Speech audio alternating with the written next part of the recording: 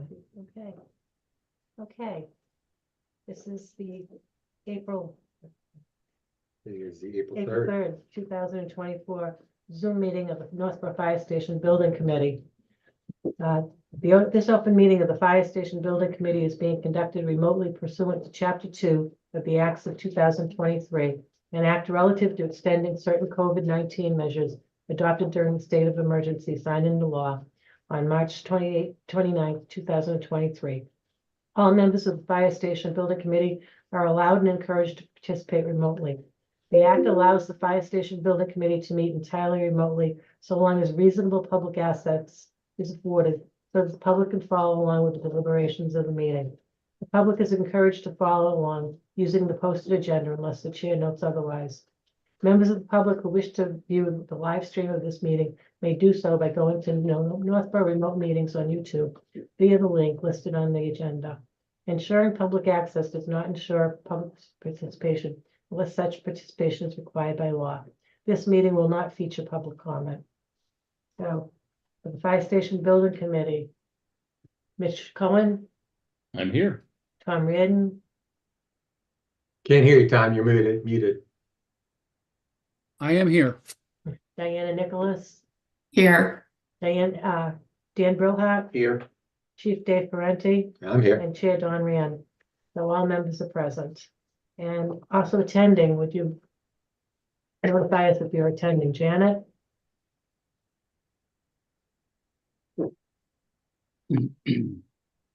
You're muted. Yeah. Here I am. Okay, There can you you hear go. me? Now we Okay, can. I'm here, sorry. And Amy? I'm here. And Tim? Yes. Enjoy. Oh, and John? John Rapper? Here. Okay. And John Rapper is not a member of the Fire Station Building Committee and is not voting on any matters that the Fire Station Building Committee may vote on, as he is a member of the Financial Planning Committee, and that Chapter 52, Section 1-52-010 prohibits a member of the Financial Planning Committee from serving on another town committee. Financial Planning Committee has approved him as the liaison to the Fire Station Building Committee. Okay. So the first on our agenda is calling this meeting to order. And now we're going to review and approve the minutes from the March 11th, 2024 meeting. Does anybody have any comments or a motion? Make a motion we approve as presented. Second. Motion's been made and seconded. Roll Okay, call. roll call. Tom, Here. Aye. Yes. Diana, I abstain on that one. Mitch, Aye. Dan, Aye. Chief, Aye. and I. Review and approve the minutes from the March 27th, 2024 meeting. Do I hear a motion or any comments?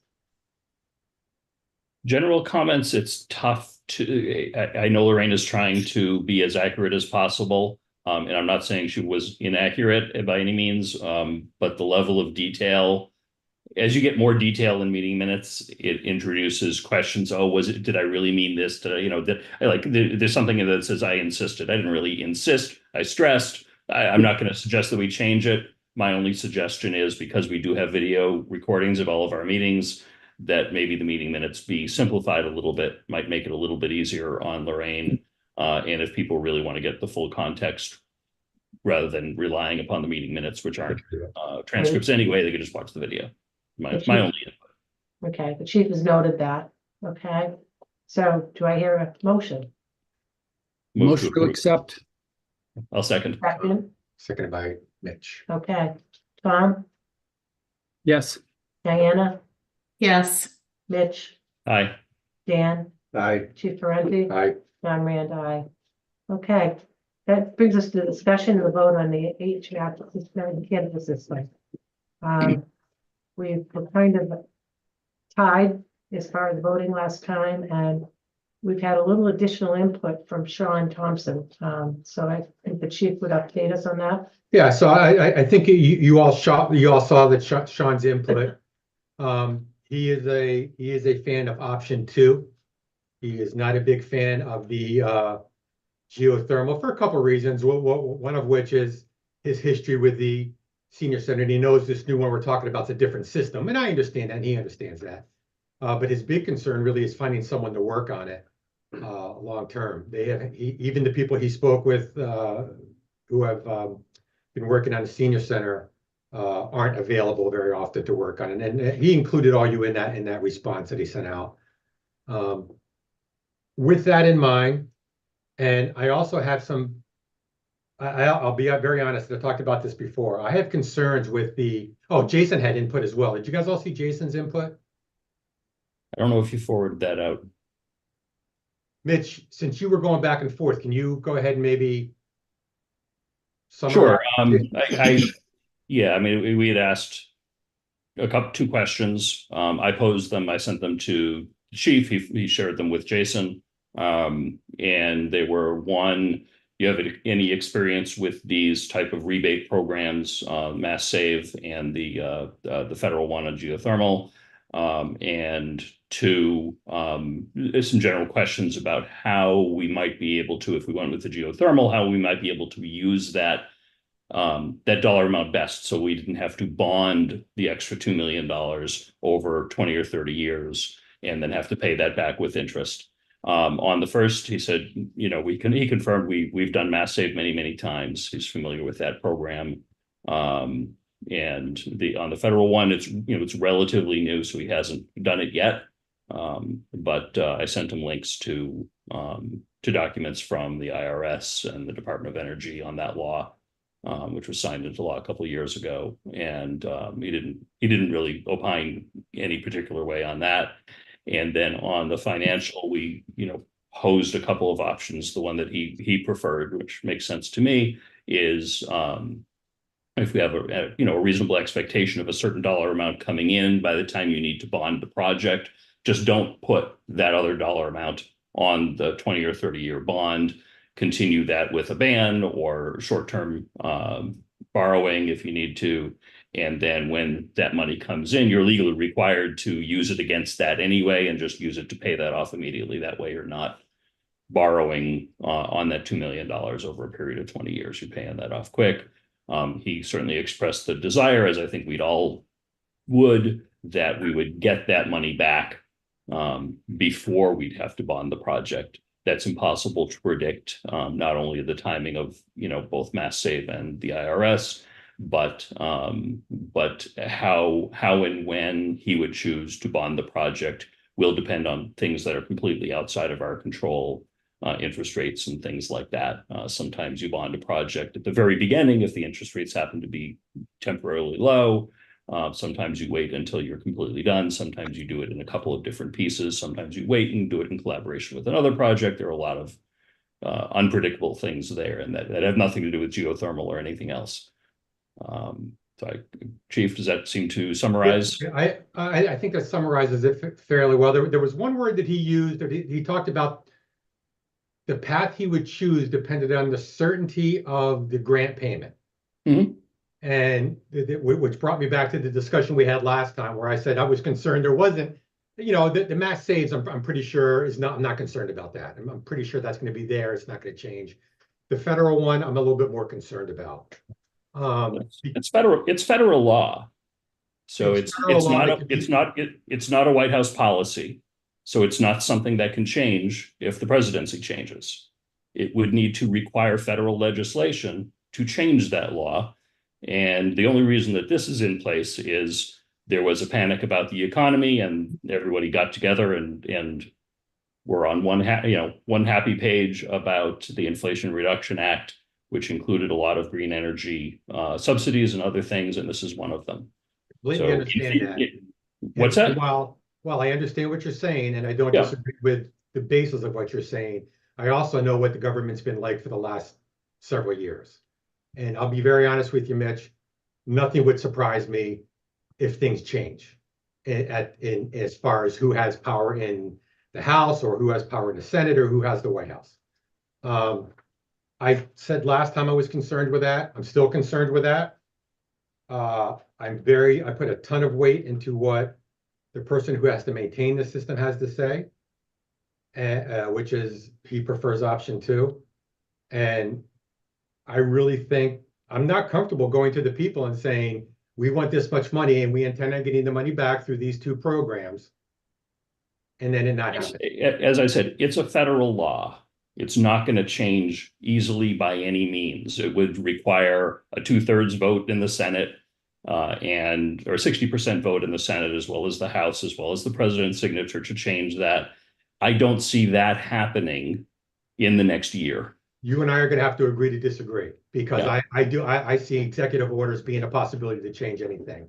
Executive order cannot change a law. Because it's been used for lots of different things, Mitch. And I'm not going to argue the point. I understand you. I understand what you're saying. I just have my opinion. My opinion is this is the least expensive option by a pretty good amount. Even if for some reason the federal tax went away, the energy savings over the long term clearly makes up for that anyway, and it still becomes the least expensive over the long term.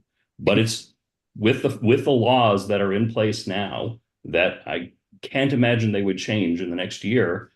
This is the least expensive option. Do you put any weight into Sean's concerns? His concern was primarily that when he looked for someone to repair the open loop system at the senior center, he had trouble finding somebody to do that. It's a different system. Doesn't concern me. With this being a federal subsidy, it's a 30% tax credit for residential and it's 25.5% for municipal. There are going to be a lot more of these systems going in there. There are going to be a lot of installers looking to get on board with this. I'm not concerned.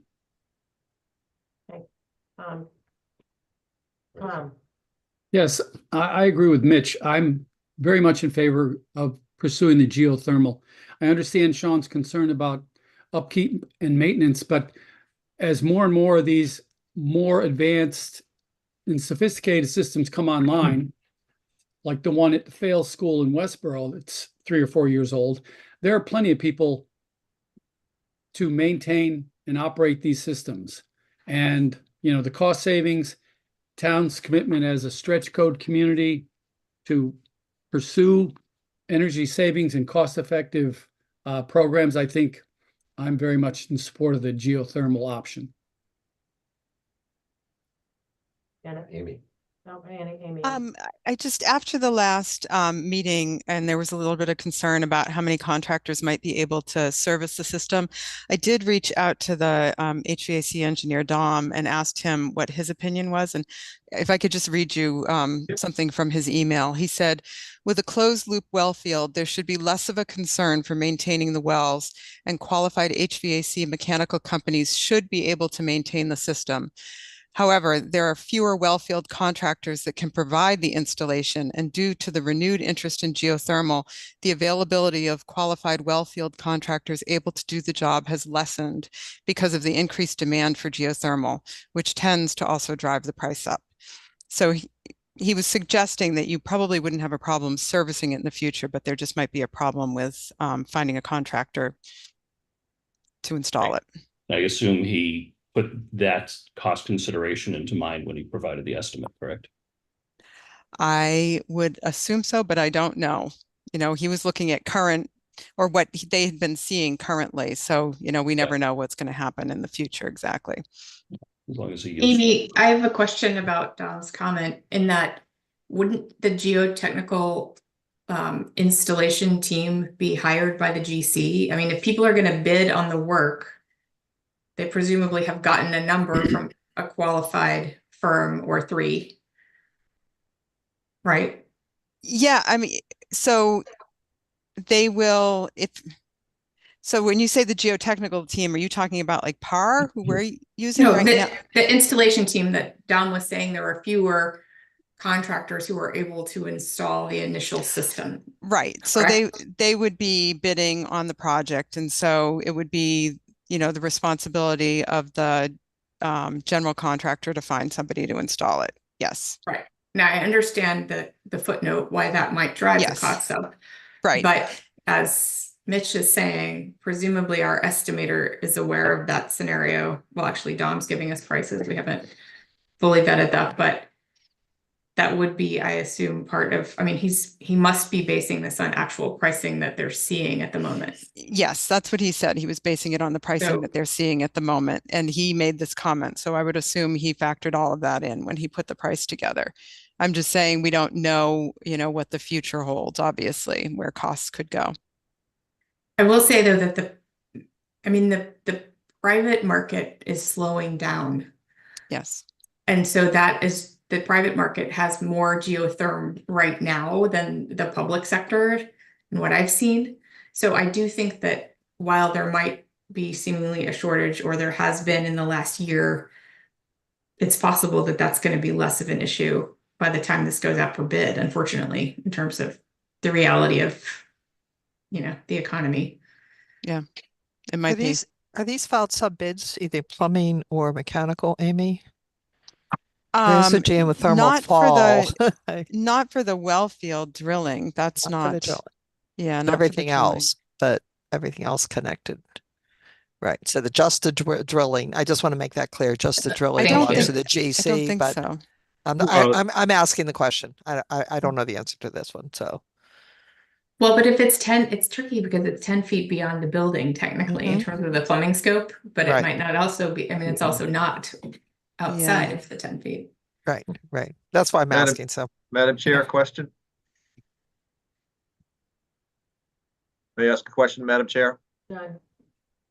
I do recall in Dom's presentation, he said that what's not included in these numbers is a consultant to design the well field. So that would be extra, number one. And number two, I got to think that the very first thing you can do in terms of critical path is drill these 650-foot deep wells before you do anything else in terms of just the critical path of the project on site.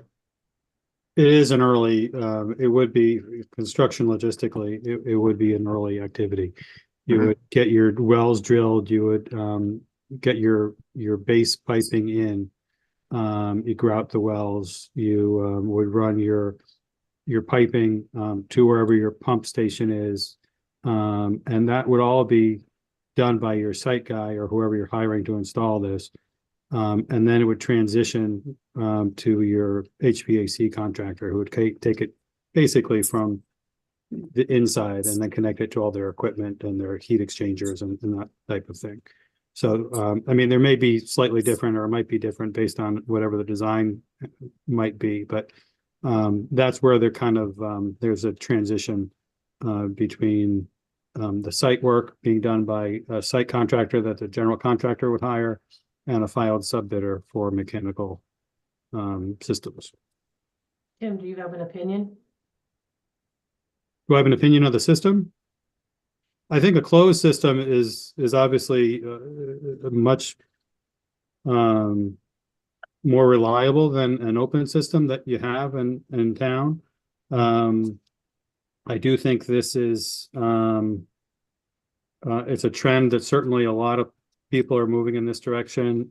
I do think that there probably will be more contractors that will be able to service this. I think if you think about the serviceability of a system, and again, my knowledge, I'm not an engineer, so I'm not fully versed in this, but it's a lot of pumps and heat exchangers. It's not a lot of moving parts. So it may be a reduced maintenance than what you would have on a traditional system. Todd? Todd's not going to say anything. Todd, you got any input?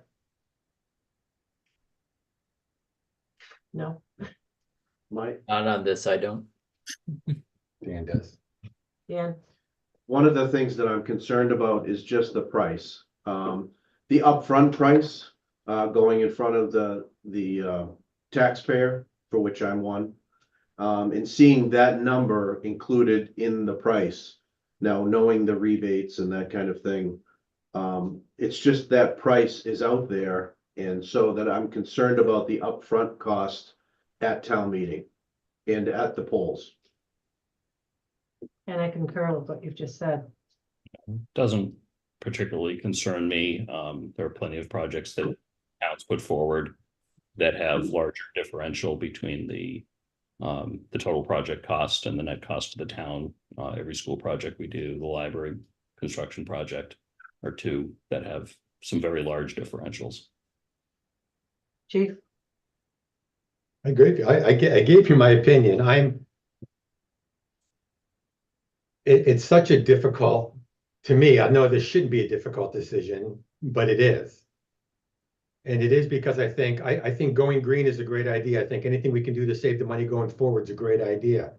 I think if the system works the way it's intended, and from what everyone's telling me, that's really good. I can't disagree with Captain Brillhart saying, and Mitch, while I know what you're saying is accurate, when we have a town meeting, there's going to be a couple hundred people there, and then there's going to be several thousand that are voting.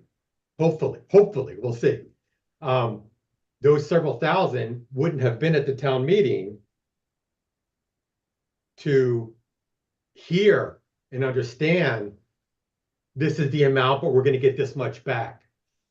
You know, so yes, you're going to see that $2,000 or that $2 million bump on as we vote on it, but you don't have to worry about that because we're getting it back over here. I think that's what Dan's concern is, and I don't disagree with that. I could be wrong. I don't know. I just don't want to lose the project. I know Diana's had her hand up, but I'll quickly respond to that. At the ballot, the dollar amount does not go on the ballot for a debt exclusion. It certainly does at town meeting, and that's the opportunity to discuss that. I've presented, not in Northborough, but in another town, projects that had some very large differentials, and you put that up on a slide, it's easily understood. I agree with you, and I know it's not on a ballot. That's not my question, but it's really irrelevant it's on a ballot because you can bet your butt that everyone who's going to vote knows what that number is. They're not going to vote just because of what it says. They're going to know what that dollar number is that we're putting out. There are also a lot of people that are going to be very excited about having an energy efficient building. It's highly possible. That's going to draw some people in. Diana? This is a question I'm just still mulling finding the right contractors situation. So I have a question for Tim. Are we planning on pre-qualifying the filed subbidders? Question. So you would have a mechanical contractor that you would have to pre-qualify. Anything over $10 million publicly funded project, you were required to go through the pre-qualification process. So I thought that was optional in 149. Below 10 million, it's optional. Correct. Okay. That's correct. So then we would have the ability then to, in the qualification process, make sure that we have a mechanical contractor who's experienced in closed loop installations. Yes, right? that said, the pre-qualification process, although intended, its intent when it was put into practice was to allow the town or the awarding authority to kind of weed out contractors that they don't feel are responsible and have the qualifications to do the project. But in reality, it's really tough. So we'll do what we can to make that a requirement that they have that. But the state, they try and be as inclusive as they can, and so they make it difficult to sometimes enforce that intent of the pre-qualification process. Okay. So it's really in your court to write the pre-qualification solicitation in that way. Yeah. No pressure, but yeah, I get it. We can talk for hours about that. Yes, we but, don't have to, but it does give me a little bit more comfort in the installation. Yeah, for sure that we would put that in as a requirement and try and put that in as that their references should be from previous projects where they did install geothermal systems. Thank you. Comments? Hearing none.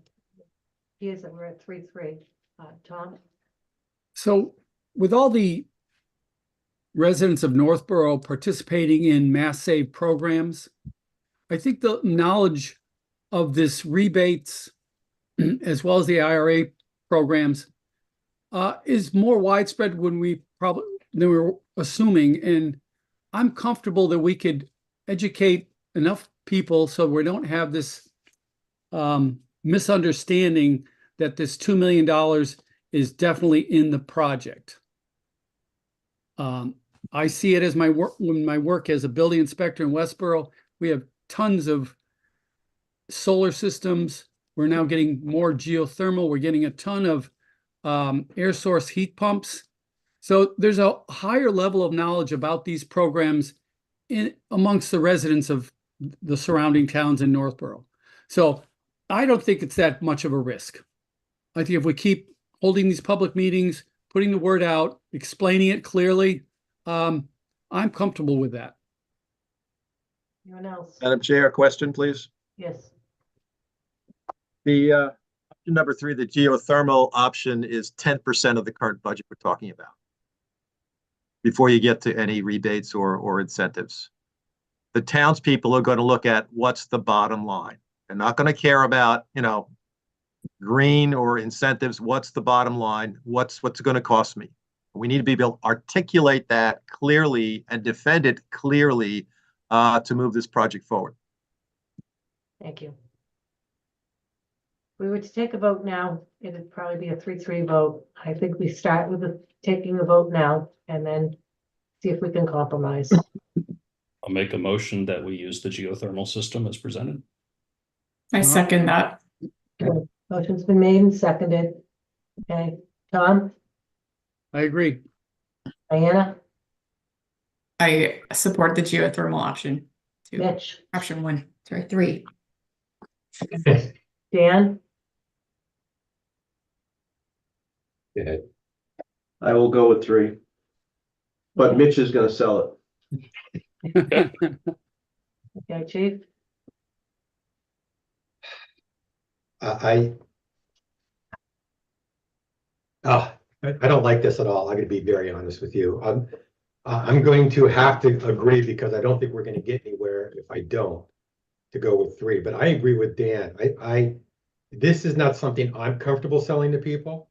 If the 3 of you are comfortable selling and are able to do, I can't do it anyway once we get to a certain point, as you guys, I assume you know. We're working on putting together a program to get information out there to people so they know what's going on. The 3 of you better be ready to get letters and emails from myself and the deputy asking for support. I'm not a threat. I'm just I need that information.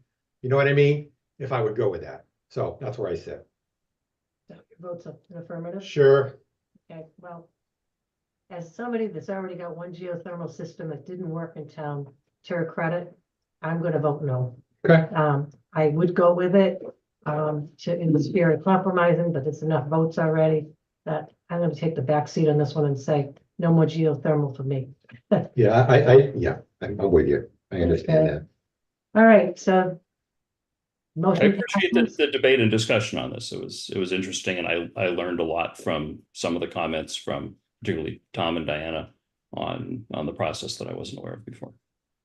All right, so Do we need to discuss the PV system at the same time, folks? I'm asking Tim and Amy and Janet, or is that? separate. Well, certainly we will have the building ready for it, but I'll defer to Amy and Janet if that's something that you think we need to incorporate into the design at this point. Janet, I can't remember what you put for a timeline for that. I don't think you put it as an immediate. Yeah, sure. Okay. I'm gonna check on that one. Let's just see. If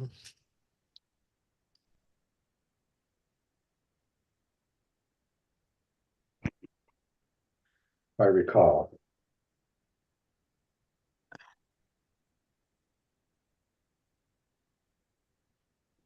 It did not come up as a question, so we didn't comment on We it. didn't comment. We're PV ready. I mean, for instance, we made Ashland, for instance, PV ready, and we didn't add the PV until the building was occupied and they had the $500,000 or whatever available to them through their budget and savings and whatever they didn't spend, and then they were able to purchase it, so it was ready. They didn't pay the engineering costs, right, Amy? Till after the fact as well. so they didn't do the engineering. We just were PV Yes. ready. Yes, So- that they added that very late in the process, which I Very late. wouldn't Right. advise. Wouldn't I mean, recommend that, but it Yeah. has happened. they made the decision to add that during construction and fairly late in construction. I mean, I think you have some time, but I wouldn't advise waiting that long. But we can discuss, I just didn't know if it had to be discussed tonight. If not, I'd rather wait anyway, because No. I No, know it one of the doesn't. things, No. I remember where I saw, we were talking about the monitors. And if the monitors came off, then it had to be flat mounted. That's where I was thinking PV, because I remember having that discussion. Yeah, I Yeah. mean, the PV could be put on racks or, you know, at an angle if we needed to. I mean, it would not probably look as good, certainly, but you know, there are other ways to mount a solar array than laying them flat or attaching them to a roof. So just bringing that up. I just did an installation where we actually had an existing building and we had to get access to the roof in the future. So we built up a structure. And so the PV sits about 9 or 10 feet off the roof line. The PV array sits up the top, you know, and actually, you know, gets maxed out the area of the roof. We didn't have to worry about anything that was sitting on there.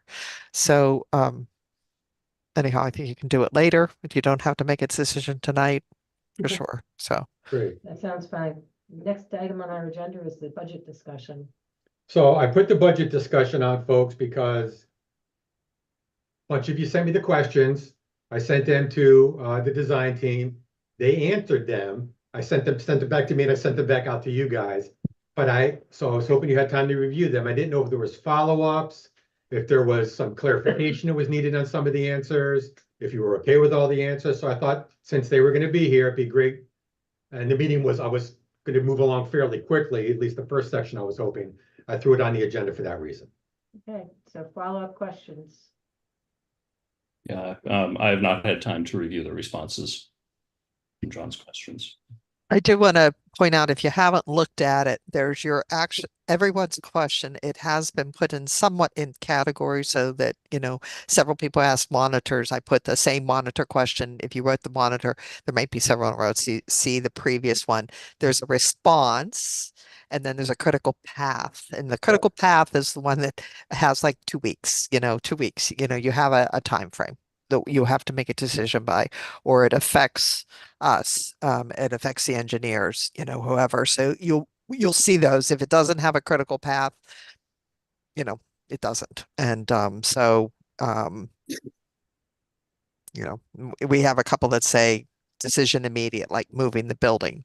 Right, And I I was going to think mention those next. That was the so- next thing I was going to mention. yeah, Oh. so I don't think I don't you know, I think we explained that, but again, it's still not, you know, everybody hasn't had a chance to look at all of those questions. So if there's no follow-up to the questions that were sent in and answered, I would like to at least hit those, because one of the things we asked for at the last meeting was, what do we need to make a decision on now? And we had asked Janet and Amy to put a list together that says, what do we need to decide on as soon as possible and what can wait? And I would just like to go over those real quick, if that's okay, Madam Chair. It is. So one of them was, as Janet said, would there are cost savings moving the building forward?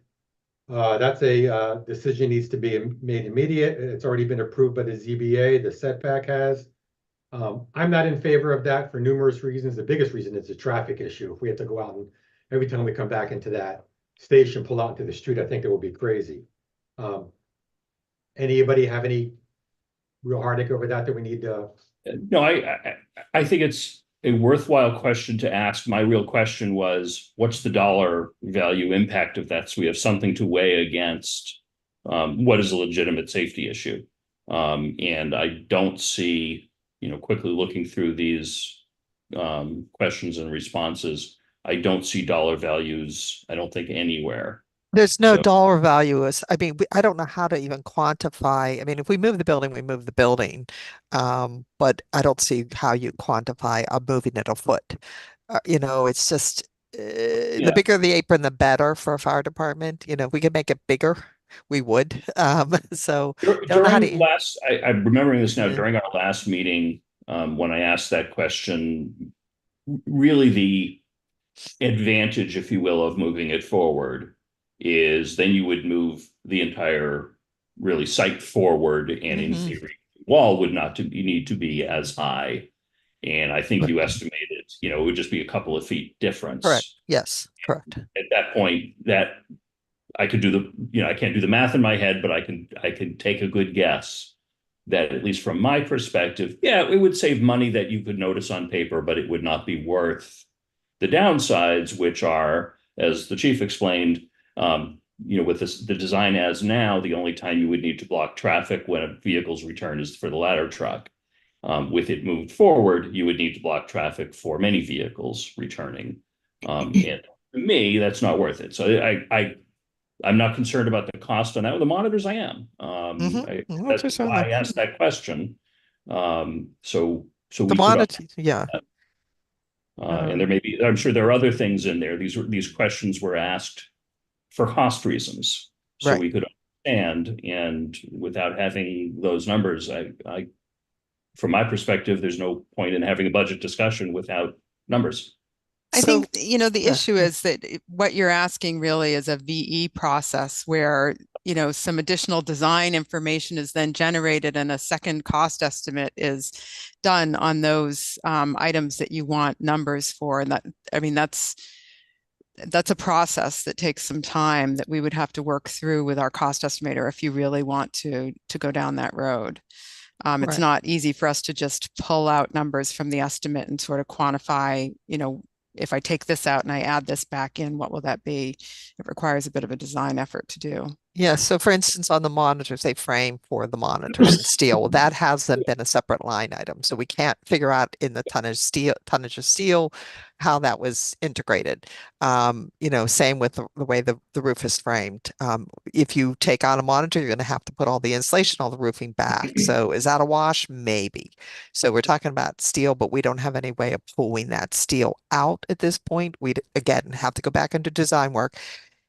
There's multiple ways to do an estimate, and one of them is to pick off every piece and try to figure out, like, if I take this piece on, sometimes we do that with buildings, like if we're doing a big public works facility, which we do, in the vehicle storage versus the maintenance versus whatever. You might say, what if I cut half of the building down? Sometimes we'll do the estimate based on whole building pieces, but not individual elements like that. It's just a very difficult way of doing an estimate. I am Yeah, very concerned about us not going through a VE process with this project. we could do the, well, I think we talked last time about having the next estimate in design development, at which time when we hand the drawings over to our cost estimator, we'll also be handing them over to Tim, Alex, who will send them out to his cost estimator. They'll reconcile it, and after that, you would do a VE. That's when you would do a VE, because then, I'm not asking about moving the building. I'm comfortable saying no to that anyway. Okay. Perspective. Okay. But things like the roof monitors and there are 37 items on this list. Can we still make changes based on answers of most of those 37 items at that stage? Well, like, are you talking about the exterior materials, for instance?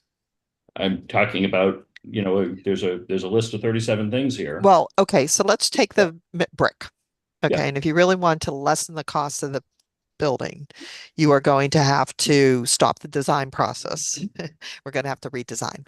And so we shouldn't be moving into the design development completion phase. Why does our schedule even exist without a VE process for some of these things? I've never been through a project like this before. It's not a standard No, part it's of not. Massachusetts public procurement design processes. Doesn't mean you can't do it. Yeah. But when it happens, it is later in design than schematic design. We never do VE. I mean, we rarely do VE at all.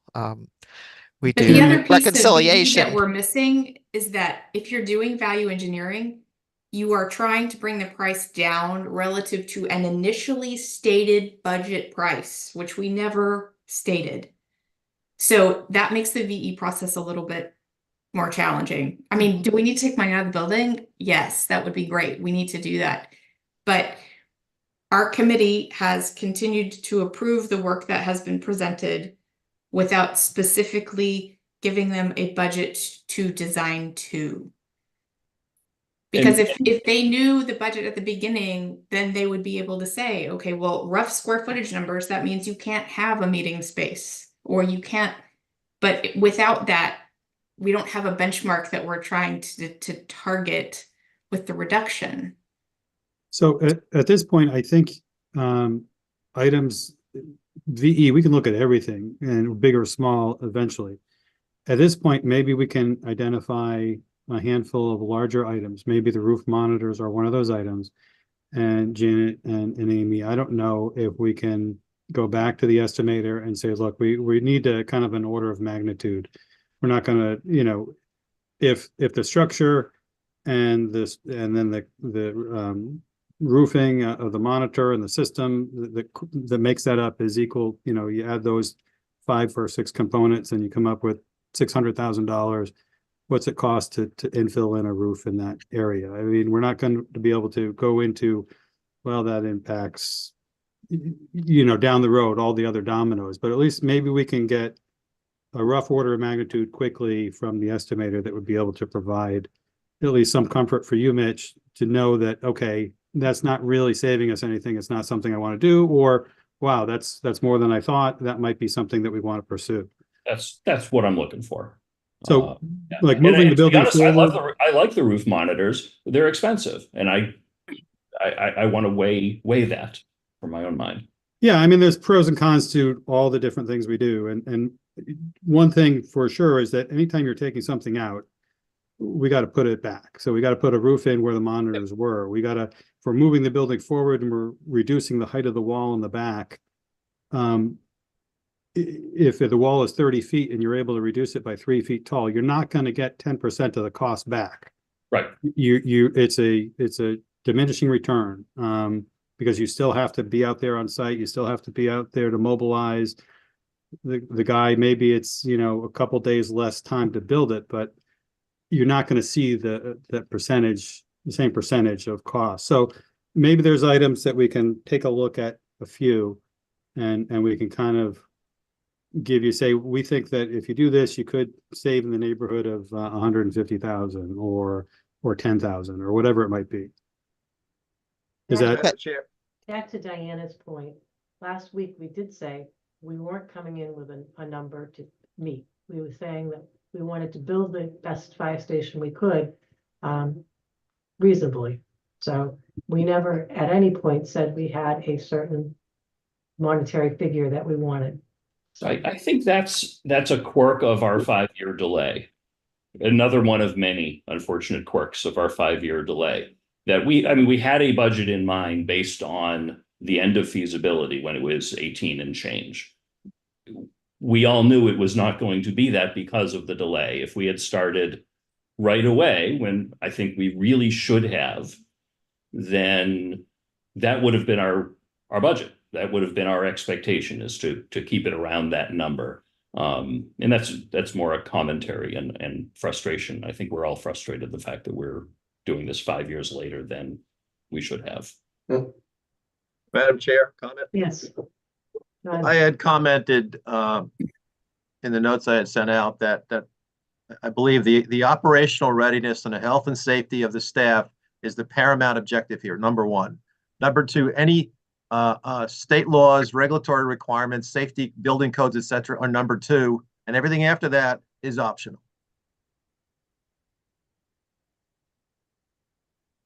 Can I comment on that?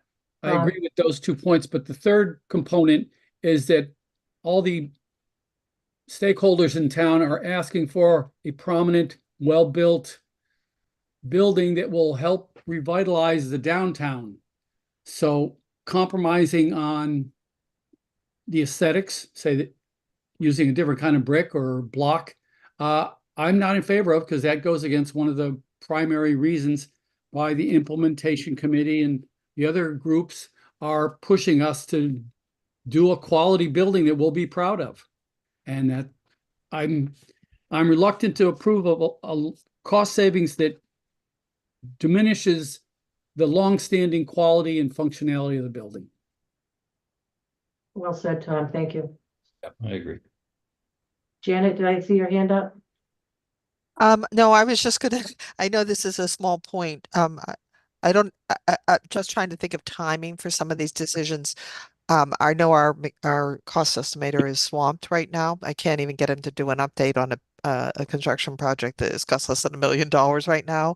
We have him scheduled to do the design development. I don't even know if we could get him to even help us figure out these pieces. It takes more time than you think to pull these pieces apart. Just so you know, I'd have to make a call and see if he's even available to help us right now. Just it's a small thing, but I can't make magic out of a cost estimate that I can't pull this myself, like pull it apart. So if we could figure out what those other items would be, I think um, that's a good idea.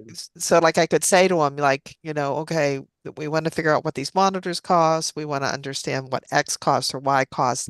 Then I can give him something to work with, sort of thing. So, and then he can figure out how much time he needs to actually do it. And then he can figure out if he can find a slot in his schedule. Because we book his time out months in advance. I mean, he gets a schedule and he blocks out time for these projects. So that's one thing I'm worried about. So Thank you. so Does anyone else have concerns? The monitors seem to be a concern that maybe. It's just it's an example of a concern. Yeah, the bigger concern is not going through a process to look at opportunities for savings and understanding the pros and cons. Removing or changing something has ramifications. We should know the dollar amount, we should know the ramification and make a decision. And I remain at a loss that we haven't been able to do that. And if I'm the only one on the board that feels that way, then I'd say it's not worth our consultant's time to do anything with it. But that's how I feel. Comments from the board? Mitch, I just want to we do own VE process, but it's not now. It was after. So I just want to say we do own that. We had thought that if you need it, we have it as a supplemental service, I think, perhaps, but it's definitely in there. So it's not like we haven't talked about it. They find more value in the pre-qualification. I mean, not the pre-qualification, the reconciliation. So that's where you figure out, if there's big sweat jumps in the money there, that's really very helpful to know. So what are the types of things that you can make decisions on during that later VE process? Well, they all have ramifications for time. So if like you were saying, if you had well, time will get you anything.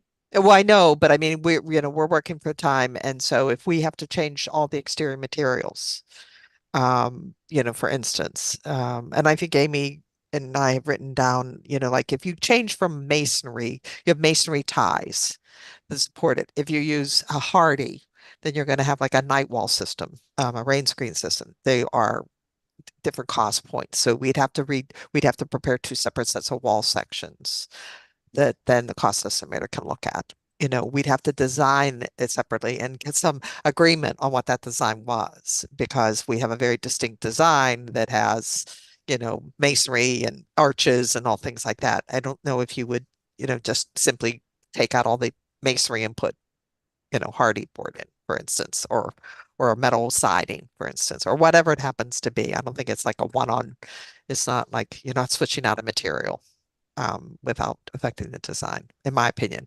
Amy, I don't know what you think about that, but Yeah, I mean, I think what we're struggling with is, it's sort of what Diana said. I mean, typically if a client tells us, we've got $20 million to spend, then we design with that in mind and we design to that target. And if the number comes in higher at the cost estimate, then if it comes in at 22 million, we know we need to cut 2 million out and we can put a list of recommendations forward for what that 2 million might be. We don't have a target here. So we don't know, are we looking to cut $100,000? Are we looking to cut $1 million? Are we looking to cut $2 million? We don't really know where you are there. So we're having a hard time, coming up with ideas for what you might look at, and where it would be easier to cut them out and where it might be harder to cut them out. So I don't know if the committee has thought that through at all and has any ideas on what that might be. And I think the one thing is we all know that, if you cut a square foot out of each room, or something, you don't get the whole value back. Mechanical systems don't change, the structure doesn't change. If you want to cut significant dollars out of this project, you have to cut out, say, an entire bay of the apparatus. As I said before, my Yeah, goal so is not to cut the cost of the project. My goal is to make sure we're spending our money as efficiently as possible and look for opportunities for savings countered by the pro or con for that change. And I know, Diana, you've got your hand up. Hopefully you'll get recognized soon. I did recognize her. Oh, Okay. Yeah, I just want to reiterate again what I said last time. It's not that I don't think we should look with a very close eye at the cost of the building, but we are doing a disservice to ourselves if we start slashing big pieces of the program or the operational functionality of the station right now. It is possible that by the time we get to the DD estimate or the CD estimate, construction costs in certain trades may have dropped. And at that point, we're going to be like, oh, we took, XYZ out. That hasn't been designed, hasn't been advanced. We don't have access to that anymore, really. Then we're asking them to go back and basically redesign a second time. So I think timing is really an important part of when we decide to cut things out of the project. And I just still feel like it's too early. We're going to make a much more informed set of decisions with a design development estimate because more things were drawn, like the steel will be itemized, and you have a second estimator on it. So that really helps nail down certain things that are in question that right now we have, we have a good estimator on the architect's team, but reconciliations always present a lot of interesting choices or highlight aspects of the project that maybe were not as clear. So I think it's in our interest to hold on to as much of the design as we can right now, and then make a more informed decision in design development. And I believe that I agree with following your lead, Diana. Not being a person that does this ever in my life. It's like, it makes sense to go forward with what we have right now and what we hope we're going to be able to continue with. I'm concerned with the talk of changing the outside of the building. I don't think that was ever anything that we really ever wanted to do. So I'm not sure if we can make a decision on that tonight, or if we can just. I haven't presented any. I mean, from my perspective, I'm fine with the exterior of the building as I'll discussed. agree on that so that at least the architects can go forward with that. You're talking about exterior materials. Exterior materials. Yeah, I mean, we decided on that last meeting. And the overhead doors, I had questions, and it's like, we had a question page, and looking at that, there's some questions that it seems like we should make a definite decision on. We want the bifold doors, or we don't, and we should make a decision on the exterior materials. Or we could look at this chart and give the immediate response to the ones that are critical, like number 11 and number 13, and just say, no, we're not moving the building. No, we're not removing parking. No, we're not going to use a straight retaining wall. No, we're not going to eliminate the snow melt. I mean, we can answer those. Okay, I think that sounds like the way to go. Let's start forward. And I don't have that, right? That was right here. Yeah. I don't want to beat it that one thing, Chair, I don't want to beat a dead horse on the monitors, but we have no windows in the building other than the monitors and the small amount of glass in the doors. So we tend to, if we have no monitors, we'll have no natural light except for the doors. I don't know, Amy and Mark, we might want to rethink that and put some clerestory windows in the building. to get some light into the space, natural light, which the monitors do. So I thought about that as we were cutting them out. A good part of the discussion over Yeah. the cost and impact of monitors versus other options. Yeah. Okay. Without knowing what the dollar amount looks like, it's fruitless to have the conversation. All right, so Janet, you want to prioritize the numbers and we can, the ones that Let's see. Let's see. Item number 3 is, any plan changes, and I don't think we're gonna, from what we heard tonight, we're not going to have plan changes. Is that correct? Because that is a big thing. And that's what we were just talking about. We're gonna cut something, for square footage. And then number 11 we talked about, which is the moving the building, and then number 12, which is the moving public spaces out, picking up the 2 to 3 feet. I think we've heard about that. The straight walls versus the batter walls, that is up for discussion. I think, Tom, you just spoke against that, or changing that to all straights, back to straight. Well, it's on the list. Yeah, no. It's the civil engineers use the batter walls on the southern elevation for the planning board submission. They were very concerned that we make a decision on that one, which we made so that they could finish the drawings. And I think it all has to do with how their stormwater systems work and everything. So I'm not going to change that right now unless I hear differently. The snow melt areas, again, they were submitted with the civil. We're not sure how much they get affected by the planning board. That was the one we don't know.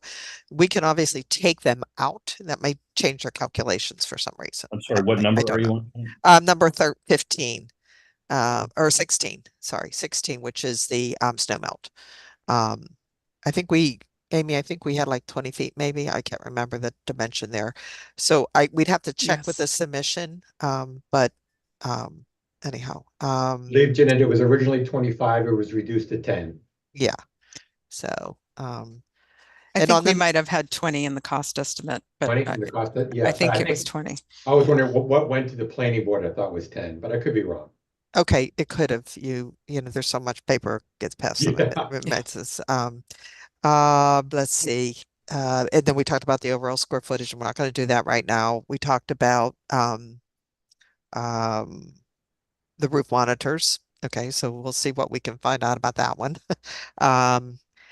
Then the flat roof, changing to a flat roof. We just said you don't want to change the architecture right now, so we won't be doing that one.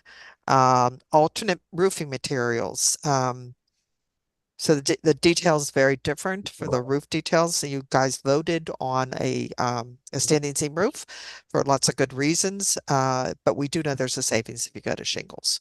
So it was a deduct of, Amy, do you remember? I want to say it was like 35,000. It was a smaller amount, smaller than you think. But Amy will look that up right now.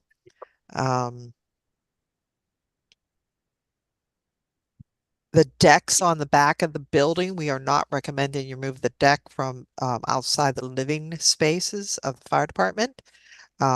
It's Sorry, can you continue to use the numbers because we're. Oh, I'm sorry. Is number 25. Which we had decks behind in the back of the building on the south elevations by the fitness room and by the living spaces. We don't recommend you taking out the one by the living spaces. The fire department having an outdoor space there, they're going to grill. They're gonna eat outside. If they have to go downstairs to do that and out the back door, that would be their choice. So we're not recommending that. If you want to take it out of the around the fitness room, you could. We'll have to put roof, we're going to take, it's not a lot we're taking out. We're probably going to have to still get access to that roof to maintain it. So maybe by a ladder or a door onto it anyhow. So, but we could do it. It's a small amount. We're essentially taking out the pavers. And so savings is minimal. Roof screens, we put the roof screens as an allowance right now. That's item number 26 because you know, there was a lot of concern about what you're going to see of the rooftop equipment. With the geothermal system, I think you have the least amount of rooftop equipment, right, Amy? I think pretty much. So maybe the building will screen it enough, but it's an allowance right now. And it's really until we get everything laid out, what can you see from where? It's not an element, but I do want to let you know about that. The pergolas versus the pergolas came from the design review committee suggesting it, that we look into it. So we had it priced. If we take them out, I mean, if we're going to detail them, we want to detail them into the structure. So we don't want you trying to attach something at a later date if we want to do it now. We are recommending something there to shade the immediate area right outside the area so that it doesn't beat down sun into the space and maybe affect the mechanical systems, et cetera, et cetera. So that would be good. But again, you can leave the pergola out, definitely out of the fitness room section, for instance, for sure. And we can cut back. The other option is just cut back the pergola, which is probably more architecturally sensitive to a light shelf off of the top of a window or something like that, like you would see. We would recommend maybe cutting the pergola back as an option. So something like that. On the pergola, if I Yep. could, we got a follow-up memo from the design review committee that said they didn't explicitly recommend pergola. I just want to reflect that memo in the Yes. conversation. I think what Yes. is, and I don't remember if I watched this meeting or not, but I think a member of the design review brought up the suggestion of having some sort of sun screening, and Right. somehow through the interpretive process that turned into the assumption of a requirement from design review. I think that, the firefighters and the staff should have something that shades for Something. the sun. Okay. I've always questioned how well pergolas shade from the sun, unless they're, covered, across the whole top. I don't know exactly what you're designing there. I imagine that's a reasonable amount of money, but not millions. Oh, no. And It's not millions. I don't know how that is relative to the cost of other options, such as, a canopy or umbrellas or something like that. Yeah, I mean, I think we put it in again as another allowance. We had pergolas a long time ago in the plans. We took them out and then we put them back in, when they brought it up. So they kept coming and going along the way. So there's a lot of confusion perhaps on that one, but we do think it's valuable on that south side to have something for the area. It'll probably help with me. If not, if there's sun beating down, they're gonna be pulling the shades down all the time, and then they're not gonna have light in there, and if it's too bright. So we're recommending a partial, and I think it's like a good in between decision. And again, we can take them out of the fitness room for sure. To cut a little bit of cost there. So while we're on this, given that Yeah. this is an item that you say you need a decision on the next 2 weeks, I'm very curious to hear from Diana and Tom as architects on what they think about pergola versus anything else there. And I would tend to lean towards their recommendation, whatever it is. I would take the pergolas out. They do provide some screening at the high point of the sun's angle, like 70 degrees at June 21. But for earlier afternoon there, they're not going to provide much screening unless maybe you grew some wisteria or grapevines over them. do you have a suggestion on an alternate shading for that back area? And if it's not a pergola, it's something else. Or maybe a retractable awning? You can get motorized or manual, like Mhm. I think they're called Sunbrella is one manufacturer. The brighter colors fade the fastest, obviously, so they might need maintenance and be changed out, but that's a less expensive shading device, and you could just roll it into its enclosure during the winter months. Could you do as kind of a structure that you have a kind of translucent material that goes over so that there's no moving parts that have to be maintained over. I just imagine those, you get caught in the wind when it's open and the hinges are shot or something like with a umbrella or something like an awning. But if you had kind of a structure like the pergola, but we'll call it pergola light, and you put over a material that, designed to provide some sort of screening. That way it's no moving parts. If it gets worn out, you buy a new tarp or whatever the material is. I mean, there are numerous options besides a pergola. It's just architecturally, we spend a lot of time talking about what this building looks like, and I tend to think pergolas are not really in line with the architectural concept. I mean, it depends on how you treat the glazing, like the shape of the windows, the spec of the glass. You could put on something that's more permanent, that's still somewhat like an awning. That's not going to blow away, as you're pointing out, Tim. Just if I may, from an operational standpoint, I'm really not real keen on putting umbrellas out there. They will blow away. We can't control it. If we're out running calls, we can't have someone go back and make sure they take the umbrella down and it doesn't get blown away and get blown out right in the middle of the street. I would like some kind of a permanent thing there. What it is, I don't know. And I agree with Janet. I think the one off of the training room can be removed. I don't think that's a big deal, but I think the other one really should be there of some sort, whether it's a pergola or it's a whatever, something else there. I think we'll look at something else. Not a pergola. I mean, I think we'll look at and some other options and see what's out there. So Thank you. because, okay. All right. Where were we? There was a question about the radiant floors and the aprons. So we recommend radiant floors. I think the fire department would prefer it. Takes a bit longer to heat up for the cold start, but it's a very efficient system for a fire department.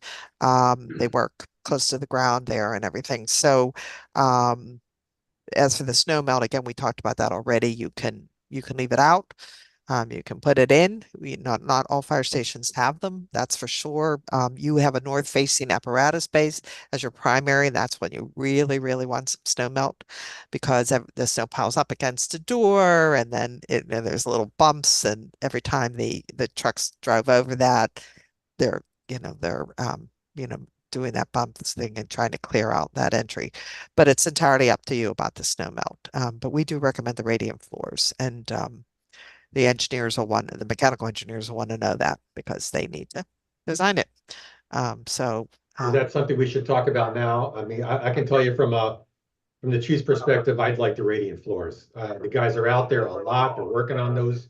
They're out there all day long in the winter, and it's just nice to have the warm floors. Can we agree on that? So that's in the apparatus bays only or throughout Yes. the first floor? Just the apparatus? It's I just think the that's what we apparatus. have. Yeah. I mean, somebody suggested, putting it, or somebody said something about putting it all through the first floor would be great, but I think we only ever put them in on the major apparatus floor. So Everybody by agreement, we can let that go and go with it. I agree. Again, it's hard. I happen to really like radiant floors. I wish that I had them in my house, and I think they make perfect sense in the apparatus bay. It's really hard for me to make that decision definite without having some dollar amount associated with it, which we don't have. So, yeah. Well, I'm going to collect some of these and see if I can get some answers to you, Mitch, sooner than later, if we can figure that out. We talked about alternate to the brick veneer. I'm And sorry. we said, back to the apron. yes. Oh, the apron. Yes. Underneath the apron, I think that does make sense to some extent on the, right outside the doors. You're designing for how many feet outside? 10 feet. We, the cost estimate, I believe, was for 20 or 25, but we had talked to the chief about 10 feet. Okay, so we don't know how much money we've saved by that, but we've saved something. And the chief's okay with it, so, yeah. Okay. It's really, And I agree, I was gonna say minimum 10 feet anyway. it's really what's up against those first 10 feet is really the critical part. Yeah, you could do I've seen whole aprons. I think that's nuts. It costs a fortune to do that, and I don't see any, but that first 10 feet is really, the critical part for us. Yep. Okay. Done. Does the Yes. grease trap fall just outside the apparatus doors and will be enclosed by these heated pad? It depends. I don't know where it is yet. Yeah, I don't think we've located it yet, or certainly not coordinated it with the HVAC yet, but we would could try be. to locate it beyond probably. Right. But we did a really deep challenging site. So we did the entire apparatus apron, which was about 25 feet or so, Amy, I'm guessing. Yeah. And everything sat within it. And, it was just a coordination event, Yeah. So it wasn't fun. I have to say, that coordination meeting, but we were able to do it. So I think what was your concern there? Well, a linear exterior drain is surrounded by radiant heat. So you have a source you're trapping water, and you're also adding heat. So you don't want it to compound the problems at the door. Yep. Okay. Let's see. Again, we're not going to change the materials of the brick, and that was the decision that everybody's sort of made tonight. So that's items 30 and 31. 32 is removing the arches on the facade, and I think we heard that tonight, that we won't be doing that because that would change all the architecture. The zinc panels, we made a decision on that. That was by talking last week. And we talked about the apparatus bays already. And let's see. Consider use of the VFR HVAC options. Well, you made a decision tonight on that one. So there seemed to be, Mitch, two of them in my mind that you felt like you needed more money things on, and that was the radiant and the roof monitors. Is that does anybody have anything else that they and then we didn't talk to John. John, you had quite a few questions. Some of them involved money, some of them didn't. Well, they all involved money because you went straight for the estimate. But were there any things that surprised you or you had questions about? I want to make sure we bring those up to now. John had I don't know how many items he had here. Madam Chair, may I? Yeah. Go ahead. So there was a line item for earthwork export. There's actually two of them, 1.6 million, and then somewhere later on, about 800,000. Was one a subset of the other? I couldn't tell from that. On pages 5, site work, and 17, it's repeated. Yeah. So sometimes when you were looking, John, at the estimate, you were reading the summary page, and the summary page is made up of pieces that are grabbed from the longer spreadsheet. So you look at the numbers. So you kind of have to dig into both of them. And so it's probably all, if the first one came from, and I'm going to pull it out here, the first one came from that summary page, the later one came from the estimate itself, the detail part of the estimate.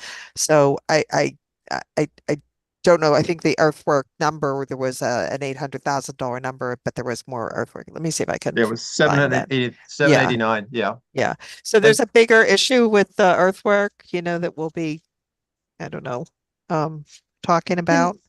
Yeah. I'm wondering if it would help if we pulled up a copy of the estimate and sort of explained a little bit about the way an estimate is organized, so that because I think some of your questions, John, are just about how things are summarized in different places. And right. let me just find it. It took me Yeah. You have to track things down, like miscellaneous metals. Yeah. Is throughout the whole project, so you have to Yeah. search all the pieces and add them up. Yeah. You know, things like I want to that. make sure Yeah. we're not repetitive in Oh, terms of, no, I don't think there are. yeah, I just want to clarify that. That's all. Okay, yeah. So Amy, you want Is to, it okay if I share my screen? yeah, Maybe see. Can you see the estimate? yeah, Yeah. yes, we can. Okay. So I'm just gonna scroll through. So this first page here were the alternates that we had, the cost estimator price. And those were items 1 through 15, which you saw summarized before. These are just his exclusions, assumptions, a little bit more information about how he does it. So then you've got several pages of summary, and this first few pages here are in CSI format.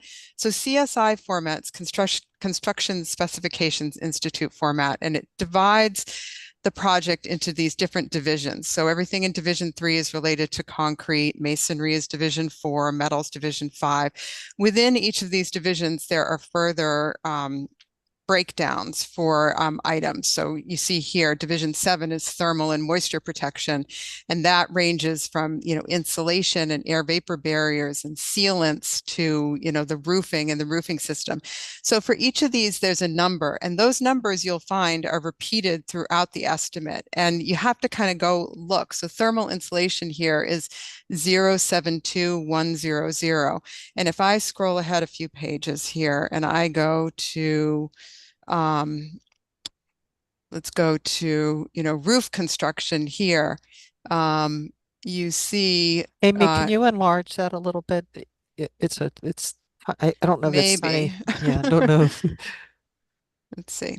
If you go to Oh, that's roof better. construction, you see rigid insulation here. If you go to exterior walls here, you've got roof insulation here again, and those numbers repeat them. So when you look at the summary number, the 07210, he's going through each of these line items and adding it up and pulling it out from different sections in the backup. So that's one way it's organized with this CSI format. And so you'll get one number here, for thermal insulation, the $224,600. It's all those little pieces throughout the estimate that are summarized in this one number. Then when you go past it, he summarizes all of his CSI formats, and he puts on all of his overhead and profits and general conditions and everything to get the total here. He gives you a different way to break it down with uniformat construction cost summary. And here it's broken down by building systems. So you see A10 is foundations and slabs, B10 superstructure, B20 exterior closure. So those summaries are coming from the estimate in a different place.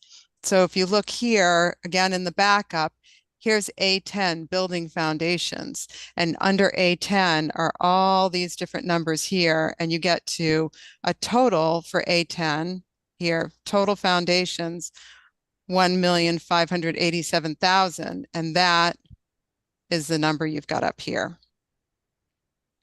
on this summary.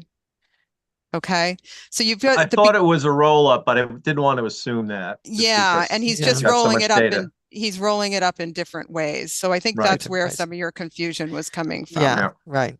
So that's why you have to sort of dig through it to find how to add the different pieces together. And I hope we tried to make that clear, or I tried to make that clear as we do it, because I was digging into the thing and saying, oh, I know he didn't add this thing and this thing to get this number, So you might have asked the same question in two spots, but it's the same answer in essence, particular things about the bolt resistance specialties. There were two items. Right. Janet, under contingency. Yes. Have we reduced that from a 10% contingency to 5% or No, something else? No, so the design and pricing contingency is still at 10%. That will not change at this phase. Okay. Eventually you want to, that 2.6 million, we'd love to get rid of that and say we're not going to spend that, but the more reality is that as the detail estimate goes to the next phase, it'll start reducing that 10%, but that 2.66 will be absorbed into all the other categories. So that's what it's there for right now. And you don't change that. What we changed, I think what you're thinking of is we changed the construction contingency from 6.5 to 5%. That's what we changed at a meeting. So no, you don't change at this point the design and pricing. It's too early. Yeah, it is confusing. Yeah. This estimate is for the hard cost for the building. Yes, And yes. so the design contingency is a contingency to account for the things that aren't designed yet. Don't This know is about- a, yeah. this is schematic design. They Yep. know that you have to flush out the design more. They don't just, they kind of know what, through the narratives, what the intent is, but they don't have everything. So they put a relatively large contingency of 10% this early on. And as we go to DD and then construction documents, and that 10% number will drop down as we get more further along in the design process. But it's just as likely that each individual line item will go up. You know, Exactly. it'll absorb that 2.66 in all the other categories above it. So that's why, you know, it's a placeholder right now. And maybe it won't, you know, but more likely it will. So so that's that. What else, John? So that'll explain if you read the list now that Amy went through. I'm glad you did that, Amy. That was really helpful. You can see what we did. I tried to tell you where to look for things. And then there's a lot of line items in this one, you know, like miscellaneous equipment. There was a 30,000. There's allowance for installation of the equipment that the GC will remove from the existing station and reinstall gear washers equipment. And it's based on 200 hours of labor. So that if you read the further description further on, it says exactly that. It'll describe what he's doing. And we have line items in this right now. Again, not defined. So there are lump sum items in this. There are line items. There are based on hours. There's a whole range of categories. So don't discount that when you're looking at it, because especially with these allowances, and that some are allowances, some are based on square foot counts, you know, $2 a square foot, $4 a square foot, 50 cents a square foot. So things like sealants. Well, you know, every time you have dissimilar materials, you have a sealant. They don't know how many materials are going to be yet, but they know how big the building is. And so they do it based on 30,000 square feet, even though there's a huge chunk of it that's a big open space, you know, but there's enough detail in the smaller spaces to warrant that. Okay, so that might help that. Miscellaneous metals. Chief, why do we need 3 fire hydrants? I think Gina did a fairly good job explaining the spacing that's required under NFPA. Yeah. So there's a requirement about putting them in civil engineers, and then once there's a fire, we'll do a flow test that will kind of tell it the whole story. And so it could be reduced. So right now we have one at the far end of the site, on each far end, east and west, and one in the rear. And one in the rear is one of our town regulations is you have to have a hydrant within 100 feet of the fire department connection. Okay. I enforce that with everybody that puts in a building that's sprinkled. So I can't enforce it for everyone and say, except for us. The fire, yeah. I figured it was related to that, but I asked the question anyway. Yeah, no, it's a good question. The one other quick question you asked about was miscellaneous metals. It's the bane of an architect's existence, public bid. The miscellaneous, because it is truly miscellaneous. It's not the structural steel, and it's not like a metal panel on the outside of the building, but it's all the other metal you'll see in a building that's hidden. Most of it's hidden. It's loose lintels and angles and steel framing supports for, you know, a cabinet. It's all that kind of stuff, and that is a fouled sub-big category, and we have to try to name every single product in a building in that list. So it's really hard, and but that's, so again, you know, he's doing a guess right now of what it is.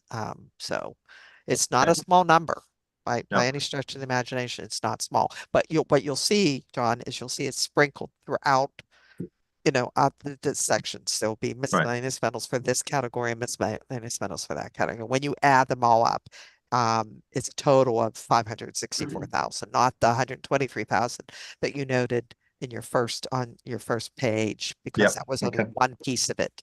So you need to look at all. Got it. Okay. I think, we're talking about, things, BDA, you asked what a BDA, that is a Bidirectional antenna. bidirectional amplifier. Okay. And we won't know, exactly, but so they do a placeholder in that. So The one thing with the BDA, John, is that it's cheaper to install the chases for it while you're building than to go back and say, oh no, we need to put it in now. So Got it. Yep. Okay. Thanks. and we might not know that until we, have You the won't know building it, sort yeah. of framed up, Mhm. and then you can test. You asked, there's a code thing about the energy charging provisions that's matched to Stretch Energy Code. So the table is there, and it tells you exactly what you have to do there. So that, how do you compute 11? It's an odd number. Yeah. Literally. It's 20% of the parking spaces that we are providing. So you just count up the number of spaces. And I think that round up. it came to, I think it came to 10 point something, and you have to round up. Okay. Yep. Granite curbs you ask about. We don't do Cape Cod berms. Bituminous, they fall apart. They have to replace. But these big trucks hitting them, I mean, we only do granite curbs. I don't know what else to say about that. Where would these physically be? Wherever we call for curbing. So if they call for curbing, to direct water, to move it, to edge things, then it's going to be granite. I haven't done a Cape Cod berm. I don't even know how long to do them anymore, but we don't do it. We don't do it. Fire stations, they don't. Yeah, they don't hold up over the top. This is not like a little resident, where you're gonna be able to do it. These are big trucks rolling out, lots of vehicles. Don't recommend it at all. I guarantee they get hit. Yeah. Trust me. Yeah. So we talked about the hydrants. And we talked about the contingency. So you can look through this, but I think, you've got a lot of the same kind of comments, miscellaneous stuff. How did that I'll take a look at compare? it again, and Yeah, especially with your comments back. Thank you. Your responses. And then Tom, Amy, you want to take Tom's comments? I just want to make sure everybody's has a chance to get their comments noted. I apologize. These are more like design development questions. I kind of That's okay. That's okay. So I'm looking at the budget, say, what does this mean? What does this mean? yeah. Okay. Yeah. I don't know if you had a chance to read the responses. Let's see, I'm trying to open it.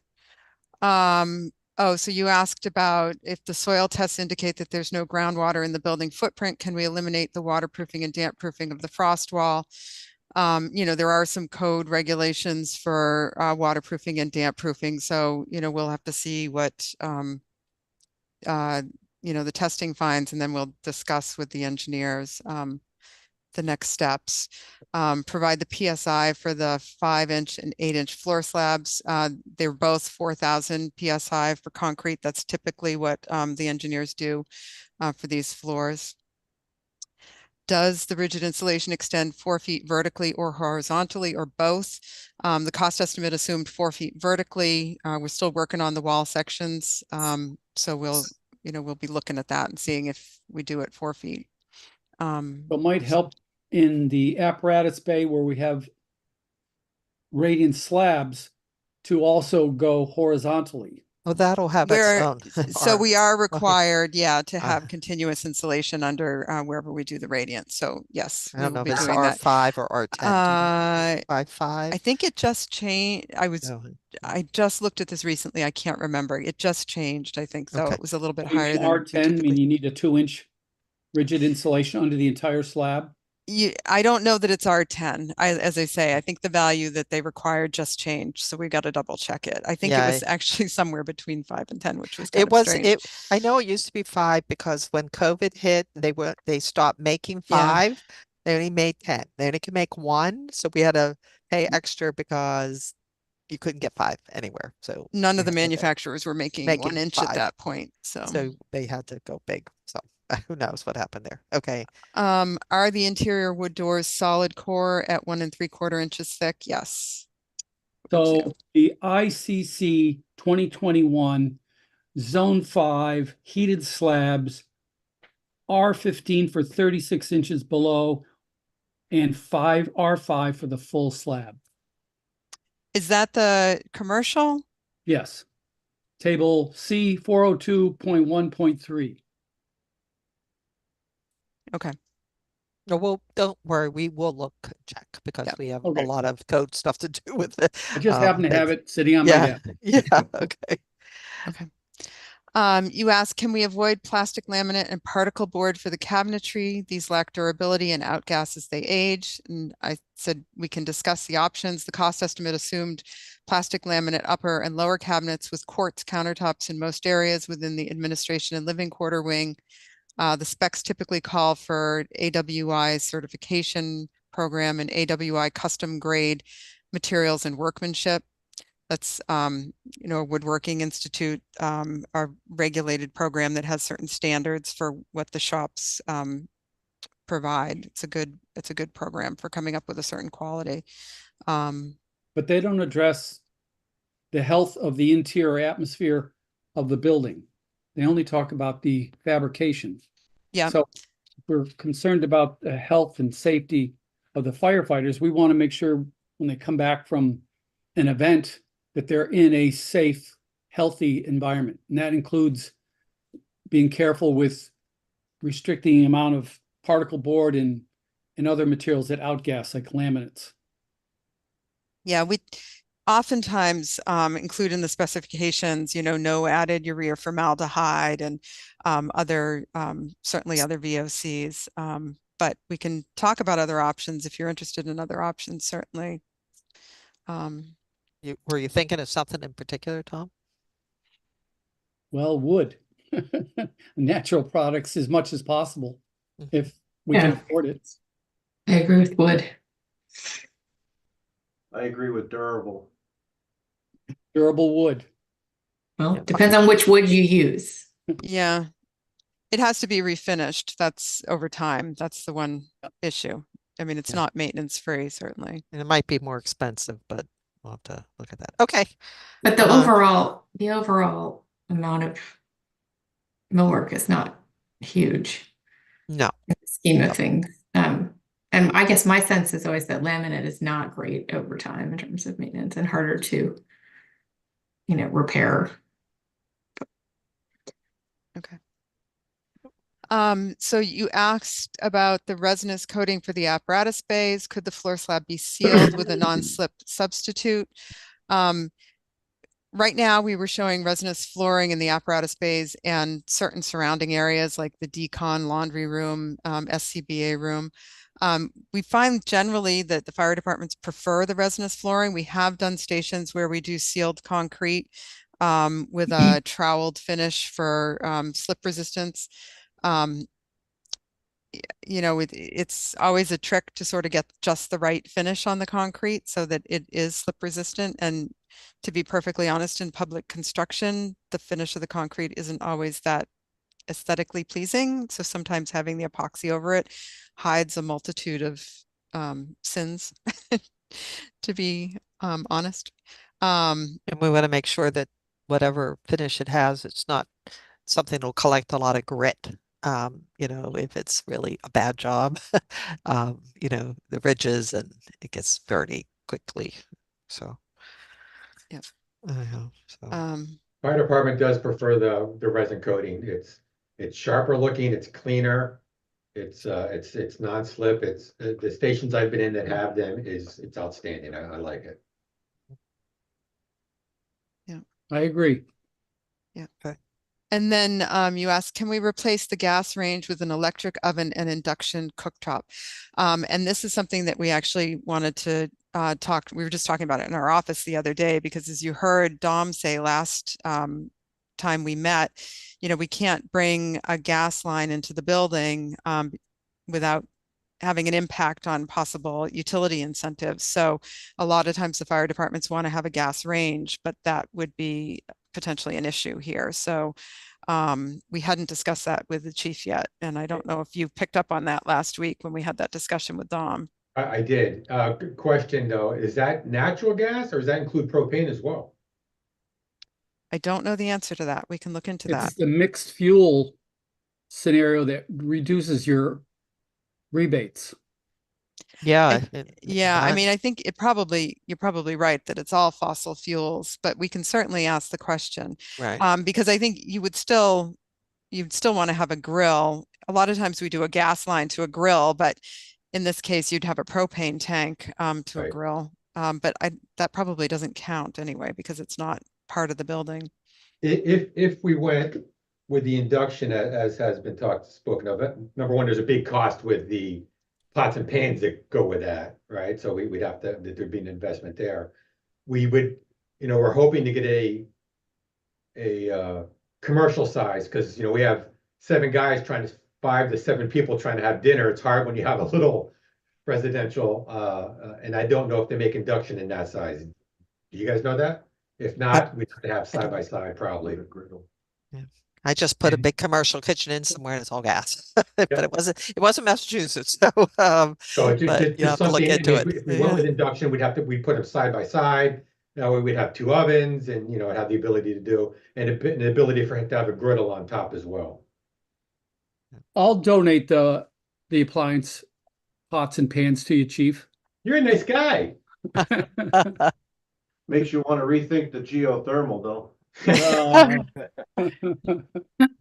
Tom, did you have an induction oven and you hated it and you bought the pots and now you're donating them? No. My brother has an induction oven, and I hate when I go over there and I'm trying to cook with him. I hate using it. We have induction. We love it. Yeah, oh God. Takes a while to get, yeah. I think it's just because I use it rarely. So when I do try to do it, I'm like, how's this darn thing work? So, Yeah. Okay. All right. So that was Tom. That was John, and then all the other questions came from a variety of people. Mitch, and certainly there was some from Tim Alex in there, and the deputy chief, and Diana anybody. had a couple in there. Yeah, so there's questions from a lot of people. So Mitch, did I summarize it good for the two things? Again, now we're through all of them now. It's still down to those 2 things, the radiant, the question on the radiant floors. I assume that was the floors, not the aprons or whatever. I don't know which one that was. And then the roof monitors. Are those your 2 biggest concerns right now from what we talked? They are things that I would love to know Mm-hmm. the cost on.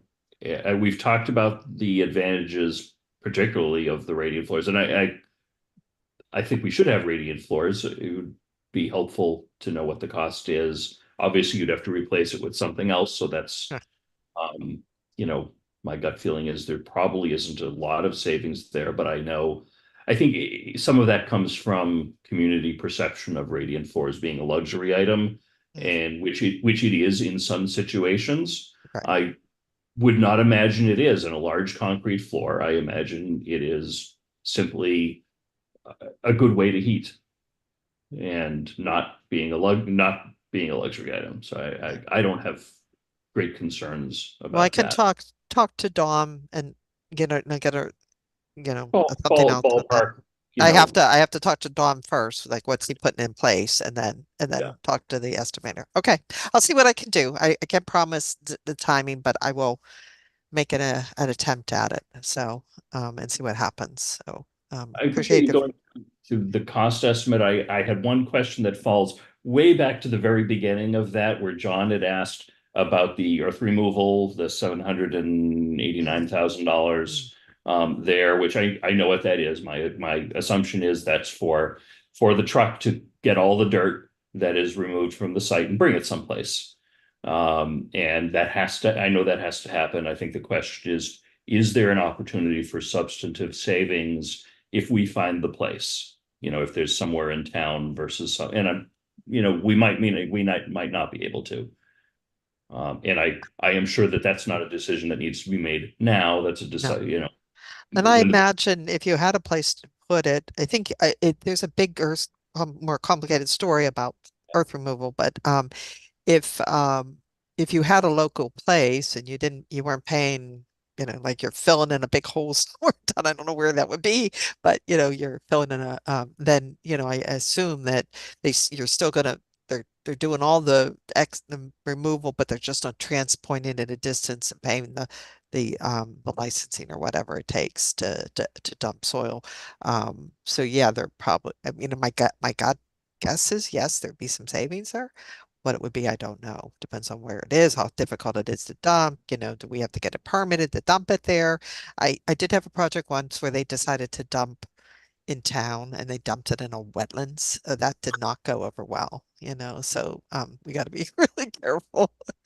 You know, I mean, somebody just was really trying to hide what they were doing. The land that I'm mentioning is something that the town is considering purchasing at the upcoming town meeting, and it's a large site that will remain unused. I'm sure there are significant pros and cons about doing it there, but it's come up a few times. Hey, you know, we're gonna have, I forget how many acres this is, you know, 20, Okay. 40 acres, whatever it is. 23.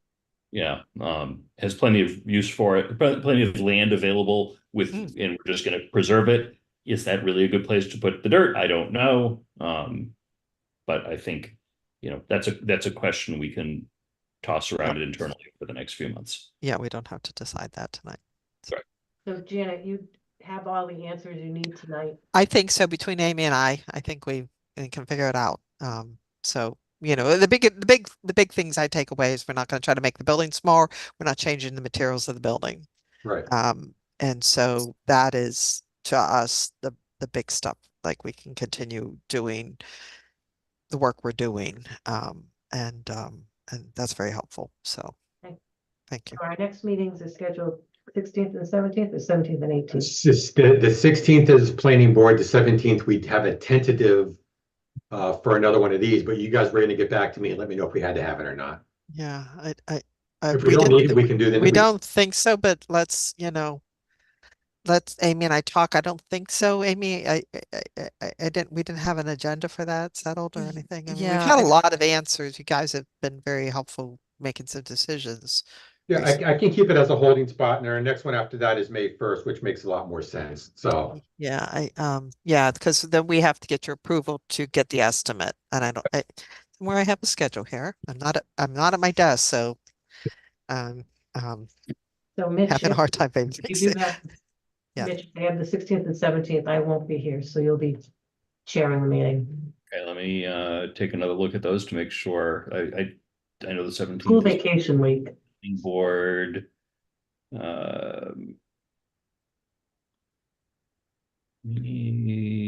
16th is fine. the 16th is planning board, so that's not a big deal. The 17th is when the meeting was scheduled. Yeah, Yeah. I don't Okay. see what we're going to talk about. Amy, do you have anything? Okay. no, I Yeah. can't.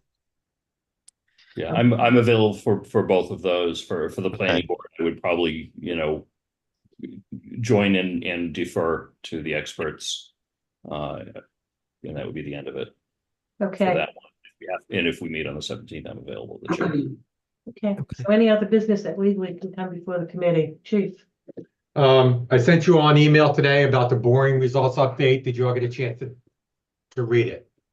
Yeah. Yes. Any questions on that I could answer?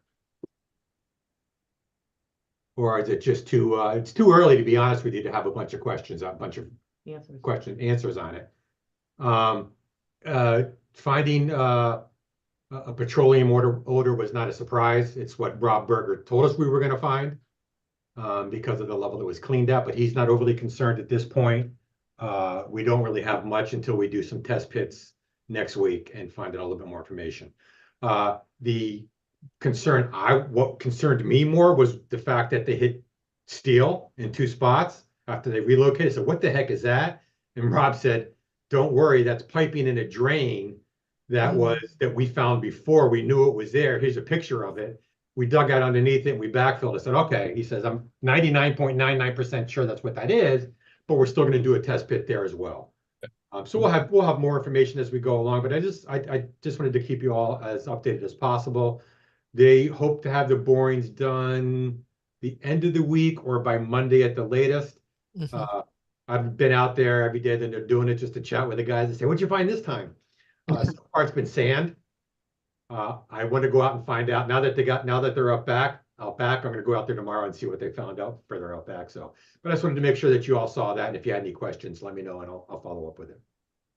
Did they give you an estimate in how long the report would take after they complete the borings? No, they did not. Couple weeks? Probably. That's my thought. Yeah, it usually takes them a little while because they have a QA, QC process that they go through. But hopefully we'll get a sense of what Yeah. they're going to recommend Right. before the report comes out. Right. We'll get Do they make recommendations in terms of soil bearing capacity? Yeah, Or they'll your make structural engineer? they'll make recommendations for foundation design. foundation. Yeah. The conversation came up today, and when they did the remediation, did they pack it? Did they just backfill it? There was Yeah. a discussion that came up today. Yeah. Yeah. They didn't actually They did. do that. Great. Yes. Diane? Is the reference to the piping, I mean, are we concerned about that? Do we think that there's any advantage in doing any underground utility scanning before we go out for bid? You'd have to Dig ask the safe? experts in that. That's beyond me, Diana. I think I- they're going to do the test pits and see They're- where that Is starts that with. gonna, okay, I think so if you we know, find more there that's of concern, then we could That- consider that yeah, as an option, yeah. okay. yeah, I think we start with the test pits and sort of see. I think Rob made a comment that perhaps there were more utilities that they had seen previously, and so that's the only thing. I don't know if he has any other information, Chief, on what else he'd seen previously. I'm waiting to hear back from him. I had sent him a couple of emails. He sent a picture. I don't know, you guys all got a copy of that picture, I think, that he sent. But he's gonna be there with us next week, so I'll be there, DPW, PAR will be there, and we'll have our own LSP there. And we'll go through it there and we'll have some better answers. Dig Safe has already checked the site? DigSafe checked it when we did the last remediation, but we'll be following up with them as well. Okay, Scott's already on that. all right. I think they did when they put the signage. It wasn't a clean site. We all knew that. So now we have to figure out. Did You you all know. see the new proposed sign that's up? Hmm. Is that big enough? Yep, I could read it. Okay. Any other business that legally can come before the committee? Hearing Nope. none, do I hear a motion to adjourn? Motion to adjourn. Do I hear a Second, Okay, Diana, aye. Tom, Yes? Mitch, Aye. Dan, Yes, Chief, Yep. John, aye. Motion's made and we're thank adjourned. you very much. Thank you. Thank you. Have a good Thank night, you all. everybody.